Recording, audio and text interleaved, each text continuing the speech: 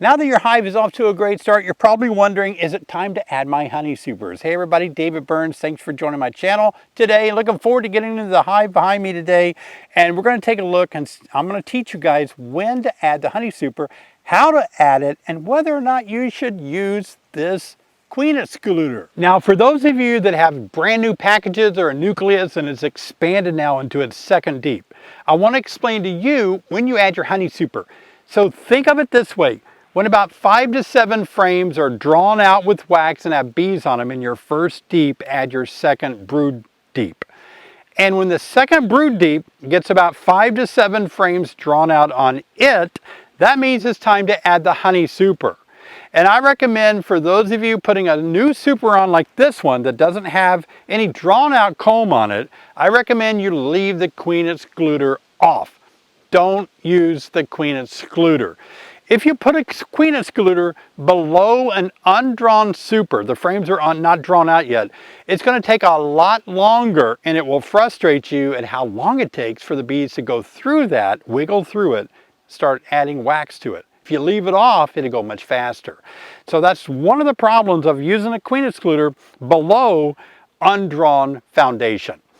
Now, in this case, what would happen is, for those of you adding a super to a brand new colony after the 2 deeps have been drawing out their combs adequately, when that top deep, the second deep, 5 to 7 are drawn out, then you add your honey super. Now, when you add the honey super and they start drawing wax out, what may happen, your queen loves new wax, new comb, new foundation up there that's drawing out. She may actually go up there and start laying eggs in your super. So you're going to have to regularly inspect your new frames up here about every 5 to 7 days to see how it's going, right? So the bees are on your side. They want to use this as a honey super. They don't want the queen up there either. They want her down in the brood nest area. So what I recommend for you guys is that you go back in your hive that you add your honey super to without a queen excluder about every 5 to 7 days. Take a look and see if the queen's up there. Indeed, if she's up there, then I recommend what you do is move her back down into the deep by picking her up by her wings and letting her walk back in the entrance. I know it sounds crazy, and if you're not really that familiar with handling your queen, don't do it if that's not your skill set. But those of you that can do that, what that does is it actually allows your queen to get back down low and start laying in the bottom deep box. By the time she starts working her way through the bottom deep, the top deep, and to the super, your bees have already dropped nectar into the frames that they've pulled out, so she can't lay. If she goes up there, there's nothing prepared to her for to lay in. She goes back down. This is so cool. I'm so pumped and excited because this is a way that we just see how bees do things in nature, naturally, and then we mimic it. A lot of times we get too industrialized in beekeeping and we kind of follow an industrialized pattern, you know, like put 2 deeps on, put a queen excluder on, put a honey super on. You know, that works. I'm not saying it doesn't, but I've heard a lot of people say they've been really frustrated that the super never got drawn out. Now, when would I use a queen excluder? There are times that I use it. If I have a very prolific queen that's just laying crazy, I can't keep her out of the super, she's laying everywhere she can find an empty spot, then I'm gonna go ahead and use this if it's below drawn out foundation. Because in that case, you know, I know my bees don't have to go up there and work the comb and draw it out. They're just going to carry nectar up there. It's still going to slow them down, but it's sometimes the only thing you can do. If your queen won't stay out of the super, then certainly you can use that. You might want to use it if you just don't have the skill to pick up your queen and put her back down. Even if you're going to use undrawn foundation, but you're brand new to beekeeping and you don't even know how to find your queen, you don't want to touch her, well, unfortunately, you're going to have to use this below an undrawn super and just let them wiggle through it, and eventually they'll draw it out. It's just going to take a lot longer. In my most recent video, somebody asked me, if I use a 9-frame spacer, does it make it harder for me to slide my frames around during an inspection? So what I want to show you today is something that I used to do all the time to help my frames slide easier together. If you notice here, look at that. I stapled on most of my boxes a piece of metal here. It's a metal frame rest. And as you can see, it does get propolized, but it's easy to clean the piece of metal off. You're not gouging the wood when you scrape the propolis off. So you can clean that. And by doing it like this, you also are able to have a nice area where you can actually manipulate your frames. Now these are available at most major beekeeping companies. They're just called frame rest protectors. It's a piece of metal. I still have thousands upon thousands of these in the shop. All you do is when you get a brand new box, you just go and take this, and I think I use a staple gun just to staple it down. But look at that. That's actually metal. Do you see that? And it's very easy to clean without destroying the wood. That makes it easier when the frames are in here to slide it. You can put these on your deep boxes, or you can put them on your honey supers, either way. Another amazing secret. Now guys, I'm showing you these secrets, so please subscribe so you can get a notification each time I make another video with a top secret way that you can keep bees and bypass some of the frustration. The purpose of my video is to help you guys make fewer mistakes and keep healthier bees. This is one of the ways you can do it. And I'm just doing this, I'm just getting this super ready, just knocking off the high points. I'm not going to do, micromanage this thing, but I'm just wanting to make room for my frames to fit in here a little bit nicer. Now this is propolis. This is what bees bring to the hive. They gather it from various plants and trees, and it's a sticky substance that they use as part of their actual immune system. It actually helps control viruses, bacteria in the hive, pathogens, I guess I should say, that could cause problems. And so there you go. Look at that. When I built this box, maybe I didn't do it, but somebody did. I could have done it. Oops, bees don't need a handle in there, do they? That's how it became one of my boxes and not a customer's. All right, so let's put some new foundation in here, and then let's inspect the colony below to see if they need a queen excluder. Oh my gosh, when you like the video and give me a thumbs up, you just won't believe how much it helps me out. So take a moment and do that, would you please? Also, be sure and watch all my live streams. Join me live every Thursday night, 7 p.m. Central Time. We always have a blast. Now let's get into this live. They're pretty active today, so I'm not too worried. All right. So look at that. I can tell that most of these frames have capped honey at the top, that visually top part of the hives the frames that I can see. So they're ready for another super. So what we're going to do is just go ahead and top super this one again. We don't expect the queen to go up here. We'll keep an eye on it and make sure she doesn't. I'll give you another secret number 2 when it comes to supering your hive. Let's say you don't want all 10 frames in there. Now, some of you asked me, David, should I put 9 frames up here? And I want to show you a trick. If you don't have the fancy little rail over here that evenly spaces them out, you can buy a tool, a plastic tool that just goes in there and helps you straighten them. That's money, and you'll probably lose it like I did. But look at this. Just pull one frame out. Now you have 9. But if you left it like this, class, what will happen? There's going to be comb right there, and you're going to cry. They're going to attach a whole comb to your inner cover or your top cover, and you'll never be able to open it and work it. So what you want to do is go ahead and space this away from the wall on both sides a little bit. I'm doing this before the bees kind of get up here. Now all I have to do is take the other 7 frames and space them out evenly. That's going to give us 9 frames. We just do it by looking at it. So what you can do is just space it out evenly. Just make it a little bit off of each of the sidebars right here. Instead of making them touch like we normally do, we're going to space them out about that much, a little bit thicker than your hive tool.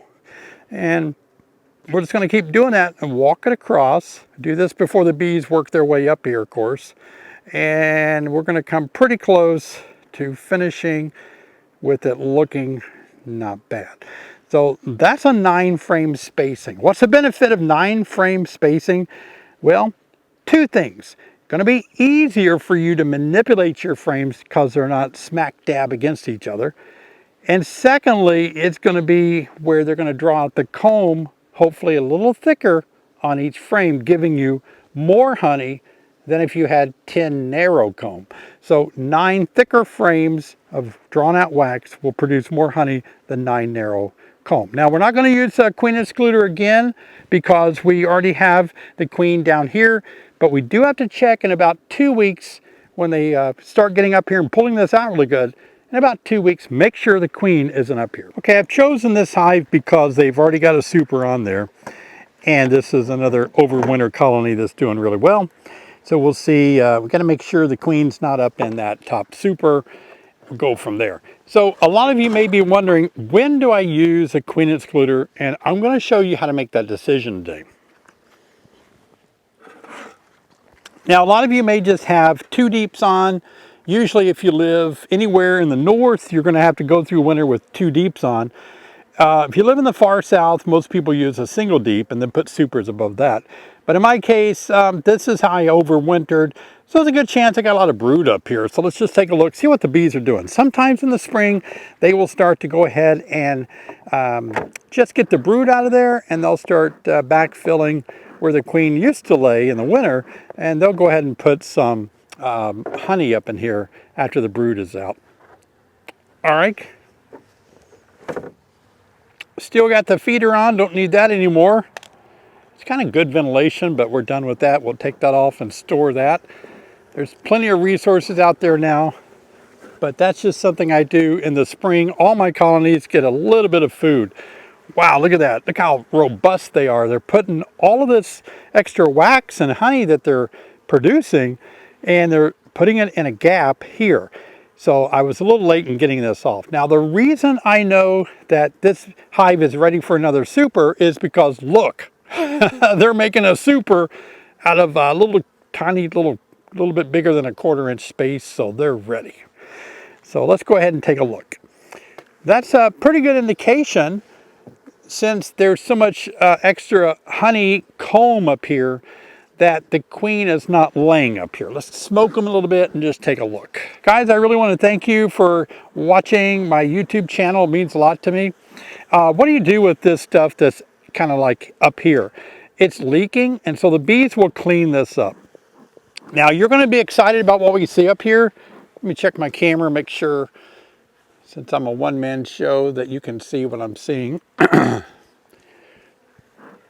From the top, looking down about an inch, everything is capped over honey. Now, I don't know if that's true all the way down into those supers. Like this frame here, I need to look at to see if the queen is laying any brood up here.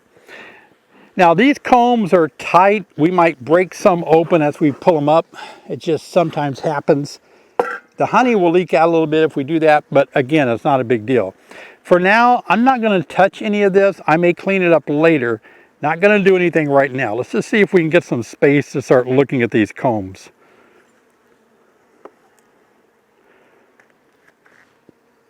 Trying carefully not to, damage too much of the comb. The frames, look at that.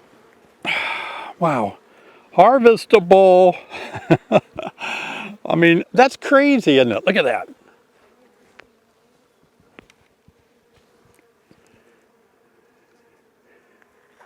Yep.